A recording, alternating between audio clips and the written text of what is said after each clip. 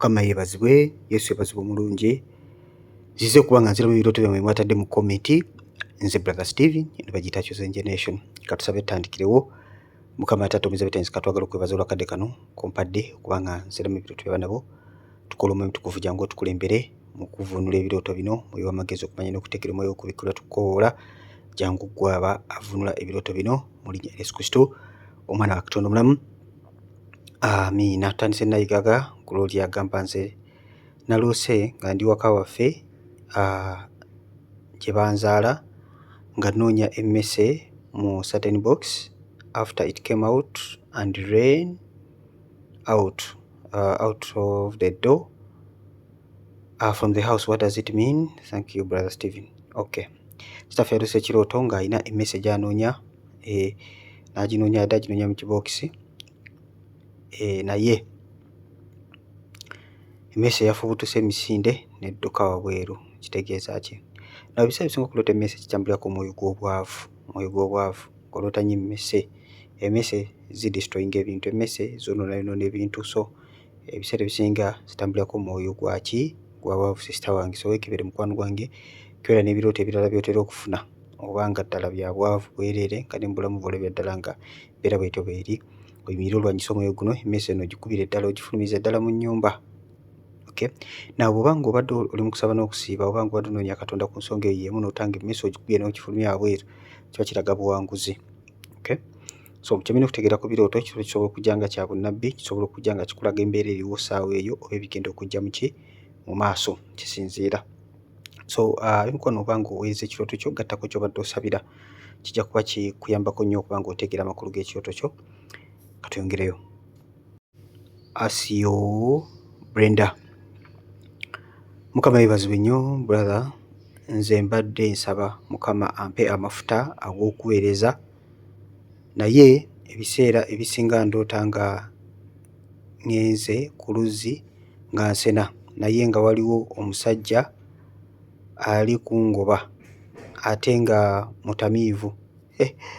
Kitegeeza ki? Mukama Katonda omutamiivu akugoba atya? Wakitayimirira n'omukuba n'omusuula ne mu luzzi.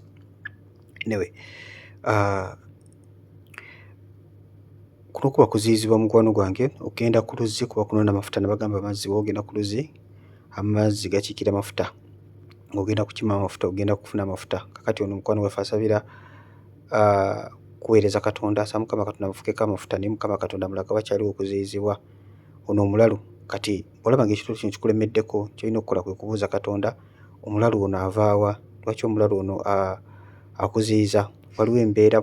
Kubanga sometimes wayinza okuba nga waliwo ebintu mu bulamu bwa bulijjo nga Mukama Katonda byagezaako okukulaga ebikuziyiza okuba nga mukwano gwange ofuna amafuta gano ag'obuweereza. Mukama yeebazibwe. Kisobola okuva ku mikwano egikwetoolodde, kifa okuva ku myoyo egya hindrance egikuziyiza okuba nga okoma ku mafuta gano. So bwe kiba kiririkali nga kiremeddeko, obuuza mu mutukuvu lwaki omulalu ono annemeddeko, kiki? Waliwo ddogo, waliwo ki ekinnegoba? Mukama yeebazibwe. So si mulalu, bagambye mutamiivu. Omutamiivu ono lwaki annemeddeko, kiki? Omutukuvu ajja kubanga kubikulya akulage ki ekikuziyiza okuba nga okima amazzi go, okuba nga ofuna amafuta g'omukwano gwange. Ime. Okay, agamba Brother Steven, please. I'm so sorry for interrupting you. Okay. Agambye, I need your help. Why do I dream after dream again? I do dream fighting with a cat. Okay, abuuza ekirooto lwaki aloota ate n'addamu n'aloota ng'ate alwanagana ne kkapa, ndooza kiri recurring, akyota buli kaseera. Now osooka kuloota kiddi n'oloota kkapa. Kkapa eno ekiikira ddogo mukwano gwange. Ebiseera ebisinga kkapa eno etambulirako amaanyi g'ekizikiza, probably ebiseera ebisinga libeera ddogo. Kaakati awo olina okusooka n'olikuba n'oliggyawo. Waliwo ebintu eby'omukwano gwange nga katugambe waliwo hindrance nga ehoindalingawo almost buli kintu kyonna ky'okola. Kati kkapa gy'olaba ng'emaanyi g'emizimu ejja kuwongebwako okuba nga gikutawaanya. Kati olina ogikuba n'ogisaanyaawo n'ogiwangula. Awo ojja kulaba ng'ebintu byonna bitereera. Naye nga tonnagiwangula, ojja kkanyanga kuloota ng'ate bw'oloota kkapa. Naye tukkiriza Katonda nti oli muwanguzi n'okukola ki? N'okukirawo. Again ogambye Again, in that dream, I saw a baby in the same dream. Okay, I saw a baby reporting me to two men that I'm giving them dirty water. When the baby was reporting me, I checked if the water was really dirty. I saw was really dirty. Then I got angry with the baby, with that baby. Then where are we? That baby. Then out of the two men, one stood and witnessed that it is true. And I told, take away your baby. I don't like her because she has a lugambo. Mukama yebazibwe. Mwana bamugye bamutwale kubanga alina olugambo, ayogera amazima ate toyagala mazima, oyagala bulimba. Mukama yebazibwe nnyo. Kyendowooza nti waliwo obutali butuukirivu, waliwo okwekiriranya n'ekibi. Waliwo somehow wekkiriranyizamuko n'ekibi.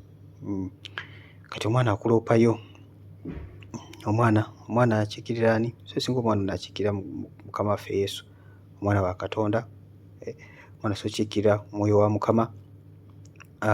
The two men, ebiseera bisinga nabagamba aboddayo mu video gye nakola ya numbers, nabagamba number 2 most of the time ekikkira witness. Abatanalaba video eyo, bw'obanga mutuufu oli wano ku Kyoze nga tunalaba video eyo, nkijja kugamba osuba bingi, kirabye paka at the end. Mulimu amakulu mangi. Numbers 40 days, abasiba 40 days, number 8, number 1, 2, 3, 4, 7. Video gendo kirabe. Naye mbasuubiza nti nja kuba mbongerako ne numbers endala maaso awo.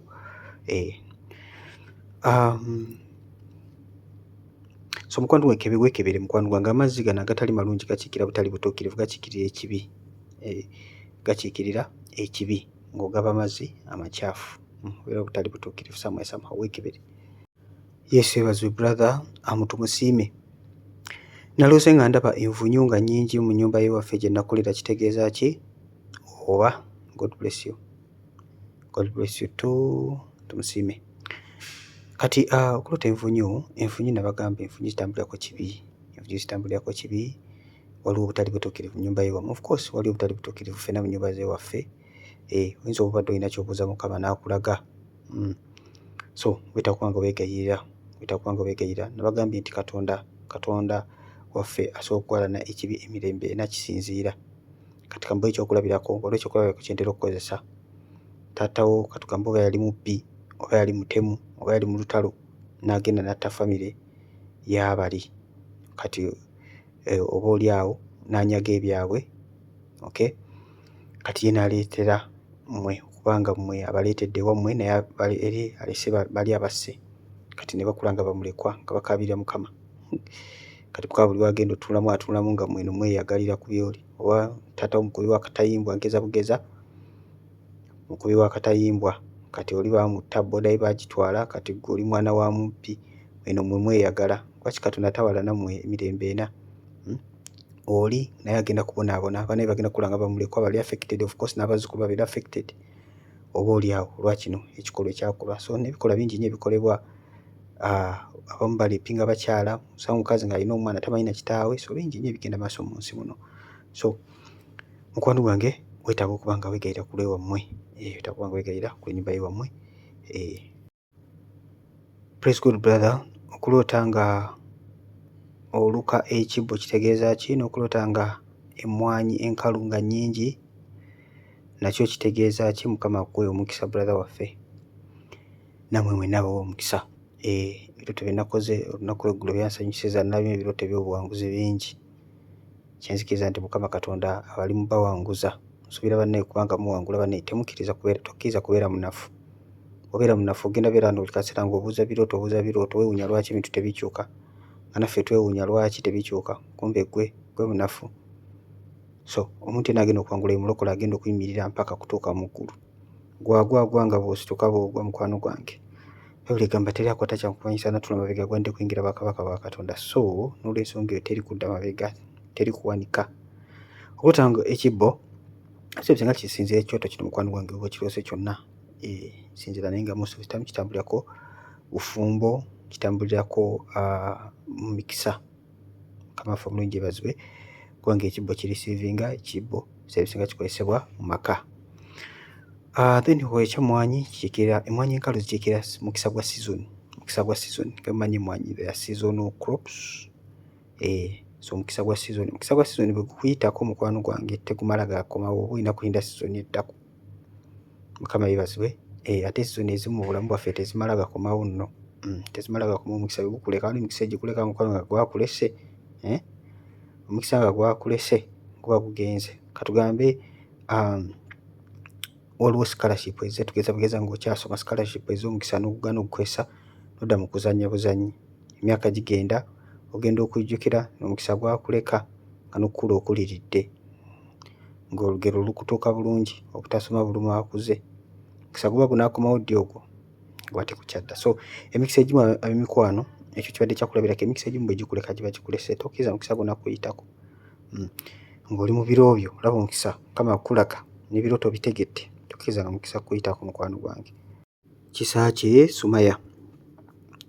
Praise God Brother Stephen, what does it mean okuloota ennimiro y'amatooke naye nabadde ndi wakati side ne side nga waliyo emisiri gy'amatooke naye ndi mu kusiiba n'okusaba Mukama anzigye mu kizikiza. Okwera mu nnimiro y'amatooke wakati side ne side mukwano gwange, amatooke gatambulirako omukisa. Gatambulirako omukisa and bw'oba olabanga ennimiro y'amatooke ng'olaba kwegali gataddeko nga nnimiro ebaze bulungi nnyo, ebeera abundance. Mukama Katonda aba azzemu essaala z'omukwano gwange. Now ekirooto nga kikomye awo just ng'oli mu nnimiro y'amatooke, tewali birala byeyongeddwako, tewali birala details zonna ndala, naye just obanga obadde just obeeza awo nnimiro y'amatooke, kiikira mukisa mukwano gwange depending amatooke bwe gafaananye n'ebirala bibadde mu kirooto. Edith Katusabe. Edith Katusabe agamba atya? Mukama waffe yeebazibwe Brother Stephen. Edith Katusabe. Okay. Long time ago naloota nga ndi kufuna omwanyi ogwengedde. What does it mean? God bless you Brother Stephen. Omwanyi ogwengedde mukwano gwe gukiikirira mukisa long time ago, ebiro byayita ndowooza. Mukama yali akulaga mukisa mukwano gwange. Nga bwe nabagambye nti ebiseera ebisinga zino emmwanyi zino, mmwanyi, nseenene, ebiseera ebisinga nswa, kiikirira mukisa. Mukisa gwa season and sometimes these abundant blessings. So era omukisa ogw'amaanyi mukwano gwe gwagenda okujja mu bulamu. Simanyi bagukwatako oba gwakuyitako, kimanyi oleka bagukwatako. Gwera mukisa mmwanyi ezengedde. Okusinziira ekirooto bwe kiba kitambudde. Praise God Brother Stephen, kitegeeza ki okuloota nga olaba era ng'oyoza engoye za bebi nga muwala?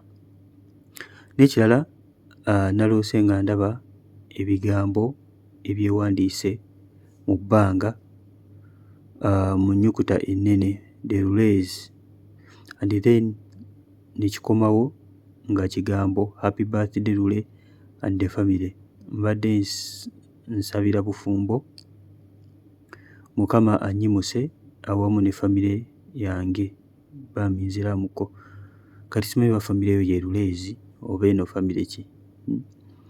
Bwebanga famire eyo ye neya Lule nga gy'obadde osabira happy birthday kuba kuzaalibwa bujja, Mukama bajjiziza bujja, tekitegeeza nti ogenda kujaguza birthday nnene, nedda.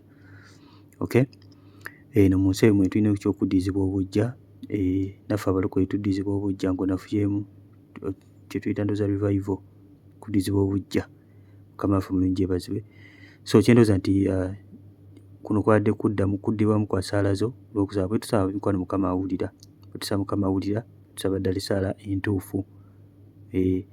Atamanyi engeri gy'olina kusabamu, vidiyo zonna tuzikola, engeri gy'olina okusabamu. Ezo vidiyo ndoozi ziwerako ddala nga njogera ku bintu by'okusaba, so okuzinoonya n'oziraba. Kyendooza nti Mukama yazzeemu essaala zo, kigenda kuba ng'essaala zo bwe zaabadde. Bwebanga ddala ne famire ya Lule, the Lule family. Mukama yeebazibwe. Olagamba osabira bufumbo, simanyi oba oli mufumbo already oba ogenda yingira bufumbo, kitegedde bulungi. Becky Nax. Praise God banachosen, kati nze brother nsobeddwa. I dreamt a friend had lit up a charcoal stove, and when I came near her, she told me, Becky, you also buy for yourself this charcoal stove? And I asked for the price, and she told me it's 23 But I woke up nga sinnaba kugigula ate nsabira magenda. Okay. Sister Fada asabira magenda n'alota ekirooto nga mukwano gwamugamba nti Becky, olina okugula essigiri eno. Weegulire essigiri eno ya mmeka? Ya 23,000. Asabira magenda. Kye ndowooza nti essigiri mukwano gwange representinga kyoto. Oyinza oba osabira magenda naye nga Mukama Katonda ayagala ekyoto kyo kireme kuzikira. Bw'obadde toli mu kusaba na kusiiba, obadde otandise kusaba na kusiiba nga biwadde ennaku, January June oyingire mu kusaba na kusiiba nnaku 23. Nnaku za 23 okuma ekyoto kyo, okuma esitoovu yo, oyongere okusabira magenda ku mukwano gwange. Ate ekyoto kyo kikume nga kyaka, essigiri togikkiriza kuvumbeera, erina okubaako amanda, erina okuba ng'ekola ki? Ng'eyaka. So omukwano gwa magenda ogasabire naye teekamu nnyo omuliro, teekamu amaanyi. Rose Tina agamba atya? Praise God members, ndoose nga nnina we nnyimiridde, nga kiraga nakomawo kuba ndowooza okuva e Saudi. We mbadde wabaddewo akatale. Basisita bange ku sayidi ya taata nga bampitako, nange nga sibanyega. Awo ne bakomawo ne basenga bange babiri. Senga omu atanjagala n'aŋŋamba, nkugambye ompe 20,000 n'ogaana. Ne mugamba nti nakugambye nti ssente ziri ku akawunti. N'anyiiga nnyo ne bagenda, nze ne nsigala awo. Please help me today. Ekyoto kino kye ndowooza nti mukwano gwange wandibanga wayinza okubeera waataaka ku byenfuna byo, olina okubeera very careful. Olina okusabira essente zo. Oba tewakimujja 10 mukwano gwange zuukuka. Kuyo wayogedde ne gye ziri ku akawunti. Mukama yeebazibwe. Anyway, zino 20,000 zibadde bakusaba mukwano gwe nkubeera kuwanyisa magenda go. Kuba nkuwanyisa magenda go, nabagamba nti akasente ako ak'20,000 mu kirooto olina okeegendereza nnyo buli bw'okalaba. Olota omufu akusaba 20,000 kati ng'ono singa waatamwagala, akimanyidde ddala naye tamwagala, amusaba akasente. Era okubanga mukazi mulokole w'amaanyi yamubikkuliddwa mu kirooto, teyamuwadde yadde 10. Mukama waffe yeebazibwe, teyamuwadde yadde 10. Naye nga kino kyabadde kya kubanga magenda ogawanyisibwa. Ate nabagamba akasente ako 10,000 katambulirako omulembe mulamba, nga bwe tuli mu kyasa kye 10,000 katambulirako omulembe mulamba. Very careful n'akasente ako. So kyendowooza nti ne byataaka ku byenfuna by'omukwano gwange, olina okubeera very careful. Ne bw'oba ng'ozze e Uganda, beera very careful ngeri gy'okwatamu ebintu byo. Kimanyi kitegeere, beera muntu mwegendereza nnyo. Seno si nnyangu n'akamu. Naye nga saba wewonge musaayi gwa Yesu, sente ziwonge musaayi gwa Yesu, siga waayo maaso ga Katonda, wange ekimu ekyekkumi, Mukama ajja kukwatira omuli. Serenity agamba Mukama yeebazibwe, Brother Stephen and chosen family. Nze naloose nga waliyo aŋŋamba nti abaana bo banyirira, balabika bulungi, ate omuwala akuzizza enviiri nnungi. Nange bwe natunuddeyo bambi nga kisanyufu, kimami, naye yabadde ayoza bintu. Ndi mu kusabira kitiibwa kya Katonda mu nnyumba yange n'ekyambalo ekipya. God bless you nnyo. Mukwano gwange, ekitiibwa kya Katonda olidde kigenda kulabisibwa ng'era bwe walabye nga muwala wo alabika bulungi, akuzizza n'ekiviiri kirabika bulungi nnyo. Nabagamba enviiri ekiviiri ekyo ekirabika obulungi kiba kitiibwa kya Katonda. Kulaba okoze ekiviiri kirabika bulungi nnyo. Mukama Katonda akulagayo prayers are being answered. So ennaku oba oli mukusaana okusiiba sigala ng'osiiba, wadde oli mukusaba sigala ng'osaba paka ojja kukola ekitiibwa kya Katonda. Mukama Katonda akulaga ekitiibwa kya Katonda kigenda kulabisibwa ku maka go, ate abantu bagenda kukiraba. Si gwe wekka agenda okukiraba nti Katonda akikoze, n'abalala bagenda kukiraba nga oli bwe yagambye nti abaana bo nga balabika bulungi. Ekitiibwa kya Katonda kigenda kulabisibwa. Okusala wakoze kulungi nnyo. Sigala ng'onoonya Katonda ku nsonga eno until ng'olabye ku kitiibwa kya Katonda. Emisaani ono abadde muyita Sister Serenity. Nomise wasse Florence. Flora agamba atya? Sister Flora agamba praise God, Brother Stephen. Naloose nga tugenda ku church ne mukwano gwange nga I'm walking barefooted nga amayinja n'amaggwa nga ganfumita. Ne tusanga ebbull mu kkubo nga nsibe. Bagisibye wa ku muti ne tukyusa ekkubo ne tutuuka ku church nga waliwo abasajja nga baleese enku, firewood and new carpets. Ne tujjamu carpets zabaddemu nga nga yayulika. Ndi mu kusaba Mukama annyambaza amaanyi. God bless you. Asitaffe yalose ekirooto nga atambuza bigere barefooted nga tali mu ngatto, kyategeeza ne basanga bbuulu ente mu kkubo. Bbuulu ebeera nti ennume endowooza ennene. Basanga mu kkubo ne bakyusa ne bagenda ku church. Kapeti waliwo abasajja nga baleese enku ne kapeti emu nga yayulika. Kati mukwano gwange agambye abadde yasaba Katonda amwambaze amaanyi. Ekito kiri nti buli lw'olota ng'otambuza bigere obeera tewali magenda. Mukwano gwange wetaaga kuba ng'osabira magenda go. Olota ng'otambuza bigere nga toli mu ngatto. Amaggwa gakiikirira ebizibu by'ensi eno. Oddayo mu the parable of the sower, ensigo ezagwa ku maggwa, okweraliikira kw'ensi eno, ebizibu by'ensi eno ng'emaggwa. Buli lw'obeera nga toli mu ngatto, suubira era amaggwa okufumita, suubira okusanga ebizibu kubanga engatto ze zikukuuma. Buli lw'oba nga toli mu magenda ku mukwano gwange, kitegeeza oli magenda malala nnyo. Amagenda go gabeeramu obukuumi. Buli lw'obeera ng'oli magenda go mubeeramu obukuumi kubanga amagenda go gaba galambikiddwa Mukama. Emitego gyonna obeera ogiraba.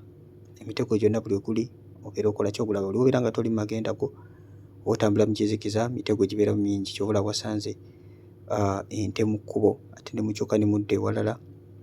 Hindrance. Ente gye mwasanze mu kkubo nga nsibe, olwedde na nsibe naye ne baziyiza okuyitawo, ate ne muba nga mulina okuba nga muddayo emabega.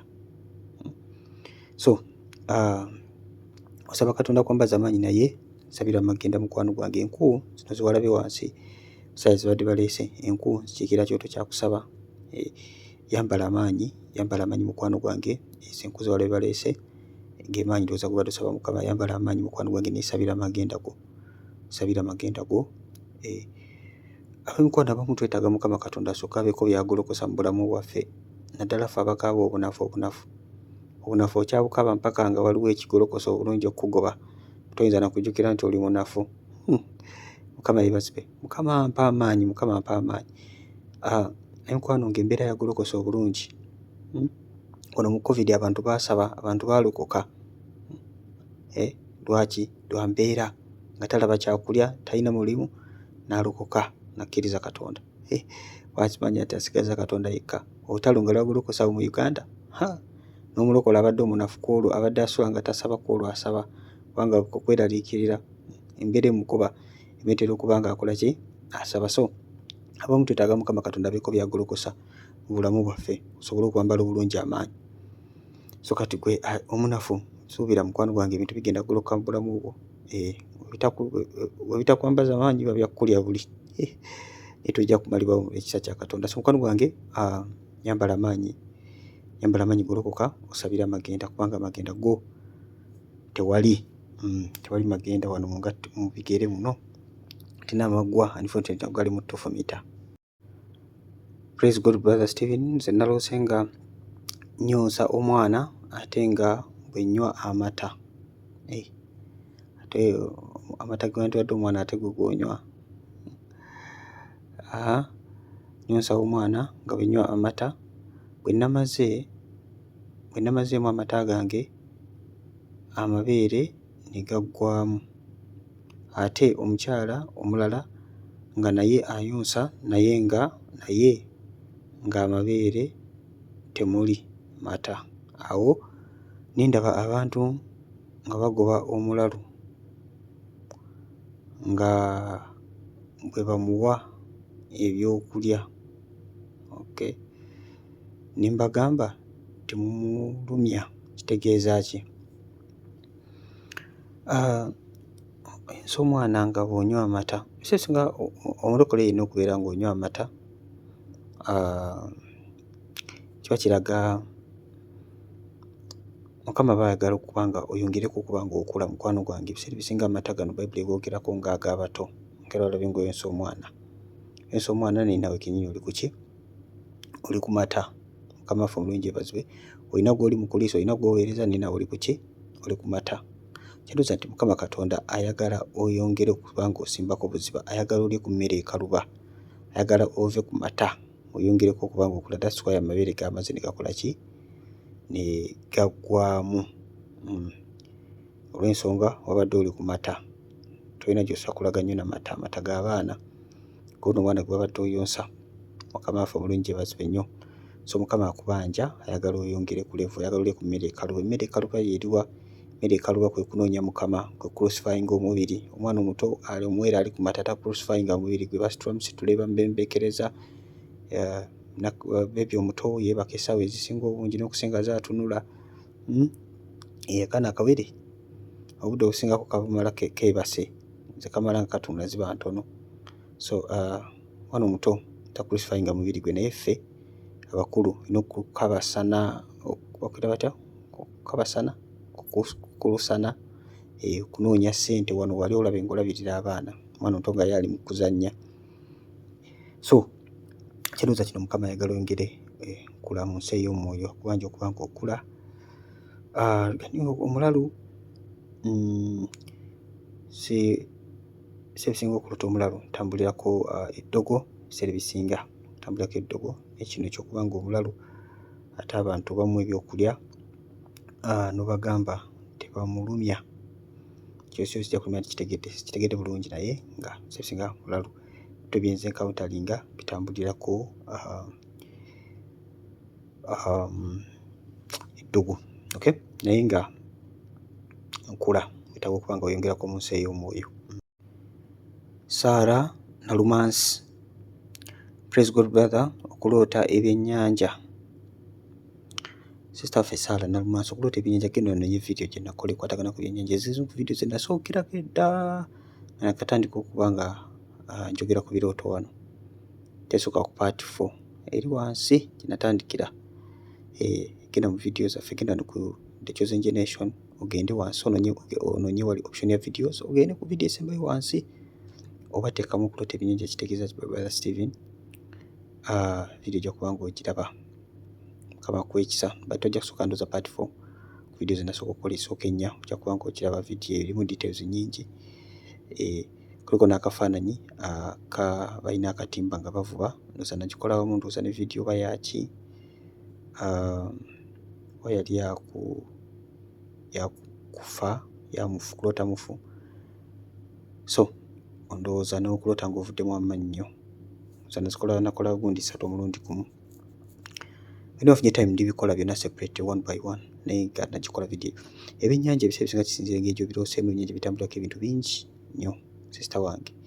Ebyennyanja biraga omukisa, ebyennyanja bisobola okulaga okubuulira enjiri, bisobola okulaga okufiirizibwa, kisinziira kiba kibituuseeko. So kisinziira engeri gy'obirooseemu sister wange. So simanyi exactly kyakuddamu, naye okuloota ebyennyanja kuliko amakulu mangi nnyo nnyo. Nannyondo Shakira, Yesu yeebazibwe brother Steven. Nze ndoota nnyo ex wange nga tuli mu kikolwa, era ndoota nnyo ensozi empanvu. Lutanyo ensozi empanvu. Okay, madiba kitegedde bulungi, awandiise epavu. Enkono nga tomanyi Luganda wandika Oluzungu banange, wandika Oluzungu oba wandika kyoto kimpi. It's better use English. English are very simple, naffe natwanguyira nnyo. Anyway, okulota nga olina ekisibo mu kikolwa, mukwano gwange kirooto kino genda ononye video gye nakola. Bannange nabagambye wano olota ekirooto kyonna nkola video oluusi n'entwala eddakiika nga 3 oba 2 nga nnyonnyola ku kirooto eki kimu kyokka. Kati genda mu YouTube channel yoteekemu okulota ekisibo kitegeeza ki by Brother Steven. Okulota ekisibo ojja kiraba video eriko n'akafaananyi X. Kyabo kyavu nnagikola video weeri. Okulota ekisibo mu ngeri yonna gy'oba omulooseemu, details zonna kweziri. Naye nga okulota ng'oli mu kikolwa ne ekisibo, mukwano gwange kiyinza okurepresent ebintu ebiwerako ddala. Ekisookera ddala endagaano wakati wo ne X nga zikyaliwo. Endagaano ezo nga tezinnaba kukutuka kubanga ebikolwa bimwakola bitambulirako kituyita soul ties. Kubanga ekikolwa eky'obwenzi oba ekikolwa eky'okwegatta kibeera kikolwa kyaki kya musaayi, ebeera ndagaano. Okay, ekyoto kino kisobola okutambulirako omwoyo gw'okudda emabega. Omwoyo gw'okukola ki? Kudda emabega. Ng'oli muntu leero toyokya enkyo onyooga tonyooga. Oluusi oyingira mu kusaba n'okusiiba naye nga tosaba, ng'owooza buwoozi wasiibye, oba n'obeera mu period ey'okusaba n'okusiiba naye ng'oli munafu. So okulota ekirooto kino at the beginning of fasting, olunaku olusooka nga toyimiridde bulungi mu maanyi n'osiiba busiibi njala, ekiro ojja kulota ekirooto nga kino. Lwaki? Emyoyo giri gwe kasita olangire okusaba n'okusiiba gyo nagyo gigolokoka kubanga gyo giba gimanyi ogenda kutoloka. Ate bw'otoloka kizibu okuddamu okukontaininga, waliwo gibadde gikwatira. Bw'otoloka lumu kubanga Bayibuli egamba whoever the sun sets free is free indeed. Yesu gw'asumula aba musumuludde ddala. Kati gyo kitegeera ddala nti gwe bw'olangira okusaba n'okusiiba ogenda kutoloka. Kakati bw'oba toli mu maanyi gyo nga gijja nga destroying ekiba girese kubanga gikulemesa, giyiwa amafuta gyonna n'ekisiibo ky'oleme kusiiba biveeko. Kubanga bw'omala okulota kawuula ng'oli mu kusaba n'okusiiba amaanyi gakuggwaamu oba owulira nga mu butuufu olinga asiibira obwereere, oyambulwa. Okay, naye tovanga mu kusiiba ku mukwano gwange bw'obanga olose ekirooto nga kino. Yambala bwambazi maanyi, tokkiriza sitaani kuwangula. Era osobola olota ekirooto kyekimu kyekino ng'omazeeko okusaba n'okusiiba ng'obadde mu maanyi mu kusaba n'okusiiba. Kakati kuwedde n'oddayo mu relax n'okuba otulo alamu n'ozijjangako, ojja kulaba ennaku ezisooka awo ng'akava mu kusaba n'okusiiba ng'olumibwa ekirooto nga kino. Si lwakuba nti endagaano zikyaliwo n'olwokuba nti onafuye. Ebikuwa teri kunafuwa mu bulokole, teri kunafuwa, olina kubeera ng'oyokya 24/7. So ebyo ebisookerako bingi okugamba ku kirooto kino ekya X, naye nga ojja genda video eyo na buli mutye nalota ekirooto kino na buli mutye atannalaba video eya X genda ogirabe. Mukwano gwe mbagamba kitwala obudde bungi nze okubakolera video, kitwala obudde bungi toyinza kukimagininga. Osobola video nga ssaawa emu but tetwala ssaawa emu okukola nga bw'ogiraba. Okay, takes a lot of time. Ne gwe kitwala obudde butono ogenda olaba video eddakiika 2 oyiga bingi. So kirungi nnyo kubanga mubeera nga mugenda mukeera ku videos ne mubanga mukola ki, mugera okwejjukanya. Praise God brother, naloose pusi ennuma omubiri gwonna. Pusi ekuluma omubiri gwonna. Ate nabadde mu kusiiba. Okay, bimbuzaabuza. Nze Harriet, thanks. Pusi ekuluma omubiri gwonna. Na pusi netambula ku maanyi ga kizikiza. Pusi netambula ku maanyi ga kizikiza. Nga bwe mbagambye kakati oli yaloose X. Kati ate gwo omulala oyinza okuba ng'olota bino ng'oli mu kusaba na kusiiba. Kati mukwano gwange Mukama Katonda ebiseera nga bakubikulya kati ono akulaga mukwano gwange ekiriwo. Kati gano ge maanyi g'olina okutolokako mu kusaba n'okusiiba kuno. Pusi ebiseera nga etambulirako eddogwe, etambulirako demonic attacks, etambulirako amaanyi g'ekizikiza. Okay, now kyolina okukola kuyimirira kulwana lutalo. Pusi eno bwekuluma nga era bwekuluma omubiri gwonna ojja kwesanga oluusi ofunye endwadde. Nibuza endwadde eno yavudde wa nenga endwadde ya mwoyo. Abamu olina endwadde mbutuufu endwadde ekulemeddeko naye nga yava mu kirooto. Mukama yeebazibwe. Nze nafunako endwadde ne mmalako emyezi naye nga yava mu kirooto, naye yava mu bunafu. Nali mu kirooto ne bampita zuukuka osabe. Omusajja nampita emirundi 3. Zuukuka osabe. Mpita ogwasooka nenziramu okwebikka, nampita ogwokubiri nenziramu okwebikka, ogwokusatu ndyoka ndoota akasajja akalina emmundu nga kazze ewaka akatunoonya okutukuba amasasi tekandaba nakundaba ssebo naye endwadde yammalako ebbanga. Endwadde yannuma nasiba ebisiibo nasiba ne zidulayi nekola ntya bannange. Mukama yeebazibwe nnyo. So mikwano, Mukama Katonda bakulaza ekintu kukikolerewo, tolinda kutuuka mu bizibu okunoonya Katonda ng'oledde oli mu bizibu ng'ate Mukama yakuwa warning kitawaanyaamuko kubanga obeera weesalira omusango. Oyinza oza ne Yesu yakuvuddemu, ne Yesu mikwano tatuleka. Yesu tasobola kukuleka ne bw'okoze ensobi gwe mu maaso ga Katonda teweesaliranga musango. Zirongaazi okyali mu nsi eno ey'abalamu okyalina omukisa. Mukama yeebazibwe nnyo. So sita waffe yambala amaanyi n'obuyinza eno pusi gikubire ddala mu bulamu bwo. NWC agamba atya? Praise God, Brother Stephen. Thanks for the good work of God. You are doing more blessings and anointing. Amina neyanzanyo. And now, me, I always dream of basins of water and going to washing clothes. Sometimes I dream of collecting water, taking home. Thanks, dear. I wasn't praying for anything. You're not praying for anything. Then what are you doing? Come here, okay, sister fe agambye aloota nnyo always ebenseni z'amazzi. Okay, amabaafu ag'amazzi. Aloota nnyo ng'agenda kwoza ngoye. Aloota nga agenda kukima mazzi agatwala waka. Abuuza kitegeeza ki? Sister Foleko okubanga oli mupya wano. Kimanyi nakyo ze newaba maze wano wiiki emu, kino kirota ateeka okubanga akimanyi. Ntudde obbawa omuwaaka naye wakubanga ayogedde ebirooto biwererako ddala. Naye ntudde obbawa omuwaaka. Mwali mukola bulungi omuwaaka bane nga muzzaamu amaanyi. Sister NWC okuloota ng'ogenda kukima amazzi kuba kunoona mafuta. Gano amabeseni g'amazzi gonna mafuta. Gonna gaba mafuta mukwano gwange. Mukama Katonda aba ayagala omunoonyi, aba akuyita. Ayagala weeyawuleko, ayagala kumiitinga. Mukama waffe omulungi yeebazibwe. You people bwe mugenza okunoonya Katonda, don't be wrapped in prayer okubeera ng'osandalabaya buli kaseera. Funako time obeera ng'ogamba Mukama Katonda nzuuno nzize. Abamu buli kaseera obeera ku lutalo. Nako mwadde okyogerako ekintu kino. Buli kaseera obeera ku lutalo. Mukama takulabanga nako. Naye osuubiza obbayigiriza the different forms of prayer. Nawe is applying. Mukama yeebazibwe nnyo. Amikwano tulwana entalo. Naye si buli kaseera ogenda kubeera ku lutalo. Olina okufuna amaanyi. Olina okufuna akadde n'obeerako ne Yesu. Olina okufuna akaddeko n'obeerako ne Mukama. Obeerako ne Mukama. Eri ku lutalo tuba tulwana mizimu. Olina okufuna akadde n'obeerako gwe ne Mukama. N'ofellowshippinga wamu ne Katonda wo. N'otwala akaddeko nga tewali kikupakusa. N'otulakawo n'owuliriza. Nawe mutomina nadde buwuliriza. Oluva ku lutalo nga weebikka. Buli lunaku mwaka ku mwaka. Ne Yesu takulabangako akunoonya. Buli kaseera kulengera ku lutalo ng'olwana. So mufuneko time munoonye Yesu. Otuuleko ku bigere bya Yesu. Ate temulekangayo kulwana lutalo. Toyinza omugamba bino n'alekera kulwana lutalo naggwaamu amaanyi. Sibaganya neggwaamu maanyi. Lutalo tulwana paka mu ggulu. Kati mufuneyo time mubeere ne Yesu. Mulowooza Yesu bwe yalinga asaba yabeeranga mu lutalo buli kaseera, abeeranga mu spiritual fair. Ddayo osome Bayibuli obulungi ojja kulaba nga Yesu yayogeranga ne bamalayika. Yalinga abeera mu kulwana lutalo kuba mizimu kuba ki? No.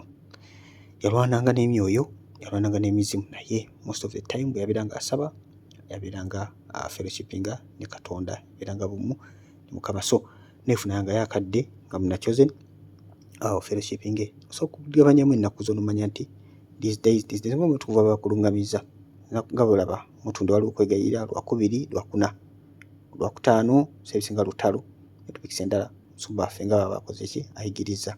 Lwaki? Olw'ensonga all prayers matter a lot. Lwakubanga Mukama Katonda musumba waffe yamuwa different calling, yakutendeka magye, yakutendeka balwanyi, tuli balwanyi, otendeka musumba tomukerwa. Naye ate olina okuyiga dimension endala ewa Katonda mukwano gwange. Okay? Kale katweyongereyo naye nga staff enoonya mafuta. Brother Stephen, Mukama waffe yeebazibwe, weebale kutuyambako kumanya makulu ga birooto byaffe. Mbadde mu kusiba nnaku 14. Okay. Olwa famire yange tuveeko ekidibo ky'obutafumbirwa. Naye naloose nga bampadde engoye z'okwoza ne bampa n'emitwalo 2.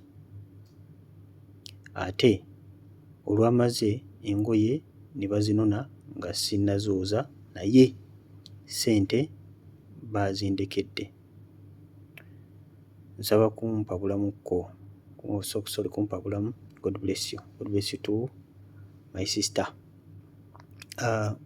Mukwano gwange oli munaku 14 za kusaba na kusiiba ku lwa family Mukama baggyeko ekidibo okwadde engoye okuzooza ne bazitwala nga tonnaba kuzooza. Naw ojja kwegendeza mu kirooto ekibanga engoye baazitutte nga tonnaba kuzooza naye nga ekituufu kyavudde ku bulagajjavu bwo Mukama Katonda bakulaga mwoyo gwa buki gwa bugayaavu bakwadde omulimu tewagukoze kisinziira olwokubanga engoye badde bakazireeta ne bazitwala ekyo kiba kirala ne bakulekera ne ssente ekyo kiba kirala olwokubanga engoye baazikulekedde naye nga mutuufu naye mu kirooto olabira ddala wabadde olina okuzooza naye nodda mu relaxing nodda mu mboozi kati essaawa y'okuzinona n'etuuka nga gwe tokoze muki tokoze mulimu gwo. Kati mukwano gwe Mukama Katonda bagamba learn to manage your time very well. Fe okulaba nga weekubiriza olwokulaba mulina obudde naye temukozesa bulungi. The key to effective use of time is planning. Nga bw'opulaningira ebintu ebirala byonna mukwano gwange bw'oba opulaningira obudde bw'olina mu lunaku tokkiriza kutambulira ku ki Mukama kyalimpa kye ndigenda nakyo. Plan your time very well. Manya ki ky'olina okusoosa, first things first. Bw'obanga obudde obusooka bw'ofunye obufifiri mbwe Mukama genda Bayibuli osoma tolinda gamba nti obudde bukyali ne biveeko. Ebyo ebisooka biba bya Katonda. Obudde obusooka oli mu nnyumba ya Muwarabu ofunyeyo ka break awo va mu TikTok va mu WhatsApp va mu kunoonya emikwano. Genda obudde obusooka bwe Mukama ng'obwongo bukyali fresh nga tonnakoowa soma Bayibuli nga tonnatuuka kusumagira. Mukama yeebazibwe. Obudde obuddako yingira essaala. Manage your time very well. Obanga olina obudde obuli free ng'omanyi nti buno obudde mbeera free managing obudde bwo obulungi mukwano gwange. Abamu ogenda ogamba nja kusoma Bayibuli olwaleero Bayibuli gy'osembyayo ebirala by'okola ki by'osoosa. So mukwano gwange weekebere nga tolina wastingira budde nga toli mu kusaba na kusiiba otherwise ojja kubanga okola ki oyitwako naye ng'engoye zikira ku kwegayirira kwetukuza simanyi exactly oyitwako wa n'engoye z'oba olina ozzooza. Praise God brother Stephen naloose nga neebaza mu kirooto nga neetooloddwa embwa nnyingi ne ŋŋamba abanninaanye mulabe nnina abakuumi. Nabadde musanyufu mu kirooto. I was interceding for my family. Okay. Embwa nga nnyingi ng'obayita abakuumi mu kirooto osabira famire yo. Ebiseera ebisinga mukwano gwange zino embwa ennyingi zikira omwoyo gwa bwenzi. Ate ebiseera ebisinga mu kirooto obeera kafeero. Musumba waffe Tom agamba nti mu kirooto obeera kafeero. Toyinza na kutegeera nti ono gwe ndi naye Kawuula gwe mpepeya naye. Ogenda otegeera nti Kawuula abadde Kawuula ng'ozuukuse ng'owulira obusungu bukutta. Ono gw'obadde opepeya naye mu kirooto ng'omufu nga mufu yafa dda naye nga mu kirooto mubadde mupepeya. Omwa ne ku ssente zo genda okuzuukuka n'owulira obusungu nga bukutta. So kirooto sometimes obeera mu kafeero naye nga ebiseera ebisinga embwa zikira mwoyo gwa bwenzi. So beera ng'okette ewammwe olabe nga omwoyo guno tegwegiriisa ng'ekigotta entula nga Baganda bwe bagamba. So kyendowooza nti ogubeera mwoyo gwaki gwa bwenzi. Ebiseera ebisinga gubeera mwoyo gwa bwenzi. Embwa ennyingi ate kati ogubeeramu guyitiridde. Then regarding sometimes ekirooto kino eky'embwa temukikwatira side emu. Sometimes osobola okuloota embwayo ng'olina embwa ddala ng'olina embwa ewaka. Noota embwayo ng'ate akitinga nga security ekyo tekiba kirooto kibi.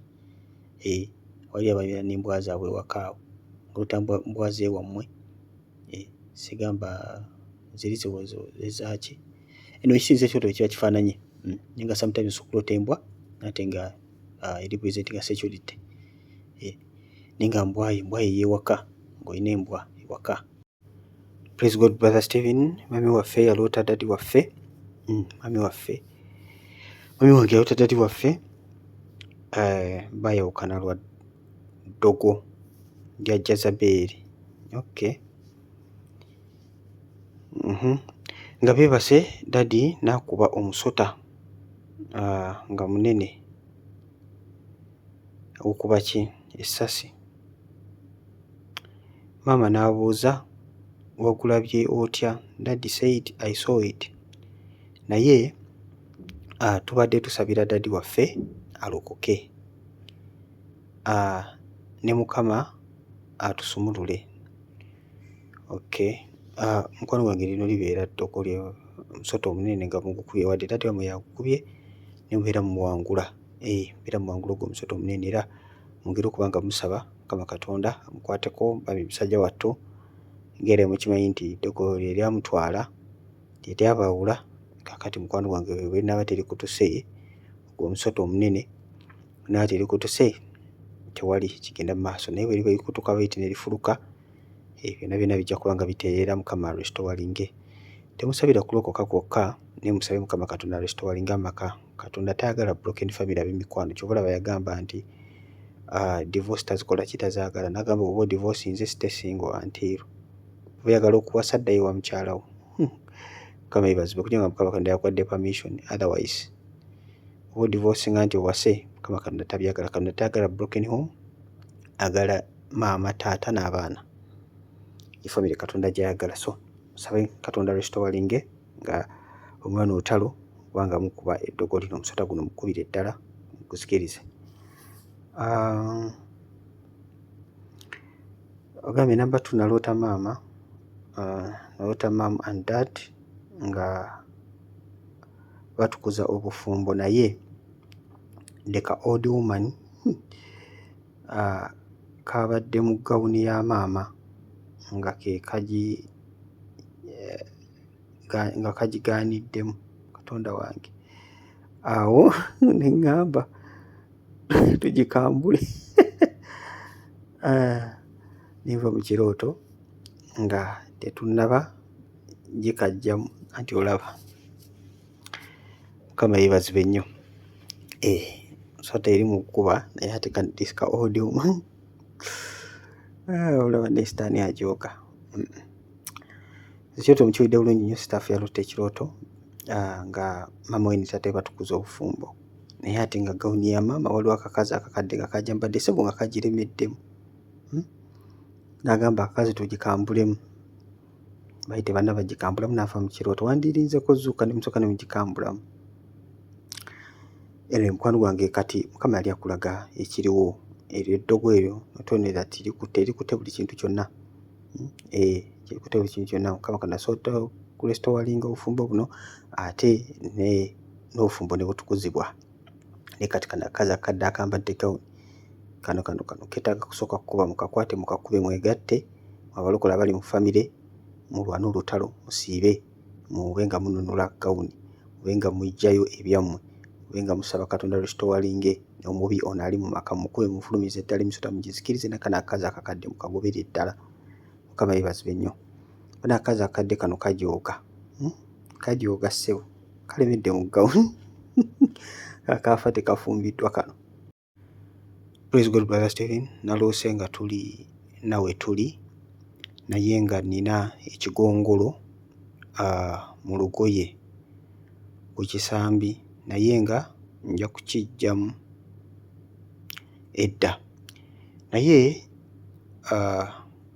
kyakulidde awo ku kigere ku kisambi kyange, naye waliwo eyannyambye ne tukiggyamu, ne kifuuka ekikovu ekinene nga kyenyinyaza, ne kimala ne kifuuka pusi, nga we kifuuka ekikovu, ekifuuka pusi, ne kinziruka emisinde. Okay, nabadde nsabira ddogo, kati nenziramu ne neebaka ne ndoota nga ŋŋenda mu kyalo kyaffe bampe ku kyokulya.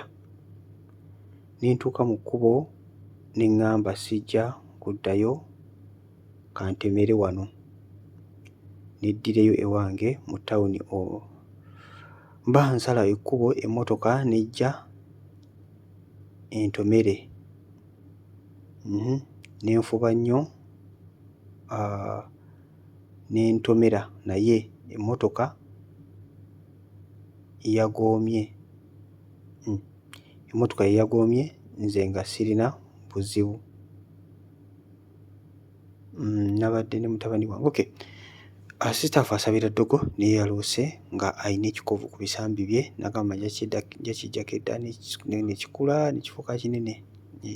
Nabo be yamuyambye ne bakiggyamu ne kifuuka ekikovu. Kyabadde kisooka kufuuka ggongolo, ne kifuuka ekkovu, ne kifuuka pussi, ne kifuuka ekkovu, ne kifuuka eppusi kiri awo. Mukwano gwange baba bakikuggyeeko ne kikudduka emisinde, omanya nti wasumuluddwa okuva ku eri eddogo lye wabadde osabira.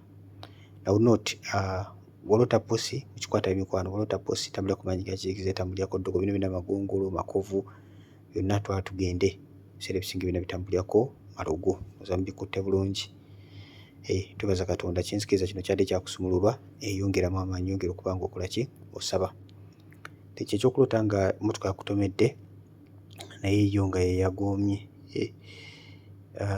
Yeyagoomye kwe twabadde na buzibu bwonna, ekikulaga amaanyi g'ogatalinze era egy'emye egyagala okuba nga gikutomera, gyagala okuba nga gikola ki, gikutomera, kikulaga nti you have supernatural power. Ani emmotoka gwe yatomera n'asigala ng'atambula ng'ali n'omwana we. Ebiseera ebisinga nabagamba wadde sometimes wadde ng'oli n'omwana naye ebiseera ebisinga omwana n'akiikira Mukama waffe, era obeera ne Mukama waffe Yesu akwekoonako yakongoka. Bibuli tugamba kusamba kaba asamba ku munda gwa ffumu. Ku munda gwa ffumu ye ne wasongovu ndowooza.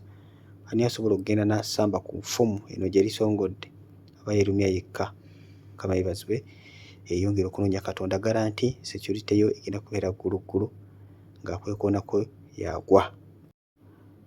Ruth Namirimu, praise God brother Stephen, leero nziramuko naloose nga ndi ku luzzi olumu nga nsena amazzi naye nga masiikuufu. Kati nabadde awo ne wakka omuvubuka ng'alabika bulungi, n'aŋŋamba nti jangu nkutwale ku luzzi olulala. Ne tugenda nga ndaba akutte ekikompe. N'asooka akikwata n'anseneramu ekitundu, awo n'ampa nze nenkijuza. N'aŋŋamba nti osobola n'ogatambuliramuko. Awo maze okugatambuliramu n'aŋŋamba nti mukyala gundi erinnya ly'ayogedde nalyerabidde. N'aŋŋamba nti baayi naye oyanguwayo kubanga Greater Masaka tukwetaaga, ate kati saawa eno ndi Abu Dhabi ku kyeyo. Greater Masaka tukwetaaga. Nawe okuba nga obadde osena amazzi nga si mayonjo kitegeeza obutali butuukirivu. Simanyi wa naye omuntu kuva akulage wa obadde osena amazzi amacaafu naye ne bakuliidinga ne bakutwala ku mazzi amayonjo. Ani atwala ku mazzi amayonjo? Ani ateetera okugatambulirako? Ye Mwoyo wa Mukama. Ne bagamba mukyala gundi, kyandowooza nti amafuta gano galabika gaakuyingira mu bufumbo obutukuvu, naye ebiro n'ebiseera biyinza okukuyitako nga oli mu Abu Dhabi, oli mu kunoonya money.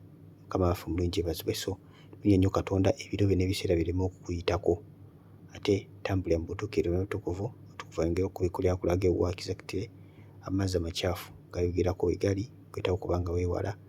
Omutukuvu akuluŋŋamye akutwale ku nsulo ez'amazzi amalamu, bw'otyo ogenda okulaba ekitiibwa kya Katonda. So wano weetaagawo nnyo okuluŋŋamizibwa mukwano gwange, weetaagawo nnyo okuluŋŋamizibwa. Teweetaaga kuddayo Uganda nga kaddeko tekannaba, ate teweetaaga kuddayo leeti. Bangi abapakuka, n'agamba biro byange byakufumbirwa bannaaye bimpitako n'atuuka eyo n'akwamira eyo.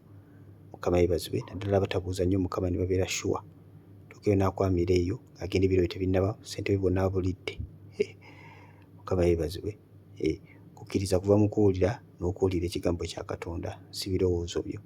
So kiba kinyumirwa otambulira ku ddoboozi lya Katonda Bayibuli nga bwetugamba ku kitabo ky'Abalumi ssuula 8:14 nti abalungamisa Omwoyo be baana ba Katonda. Those who are led by the Holy Spirit are the true children of God. So byakulungamiza Omwoyo wa Mukama mikwano. So noonya nnyo Katonda engeri okuba nga akola ki akulungamya osobole okunywera ku kikompe kino kyewadde okutta. Ekikompe ndowooza kino bafaaza kye bakwata ne banywesa abantu, kibeeramu omwenge wayini gwe bakoze akagaati, si ekikompe. So ekikompe ekyo kijjuze amafuta aganyuma Omutukuvu akijjuze amafuta gagenda okuyamba mukwano okuyingira mu bisuubizo bya Katonda byakusuubiza. Nabiyitaani God loves me. Okay. Agamba please answer me this time. Praise God, Brother Stephen. I had dreams a few weeks ago, okay, that show it was my season of marriage. After knowing it's my season, believing God and praying about it, I had started getting many bad dreams. Before I slept, I asked God why my spiritual world is bad.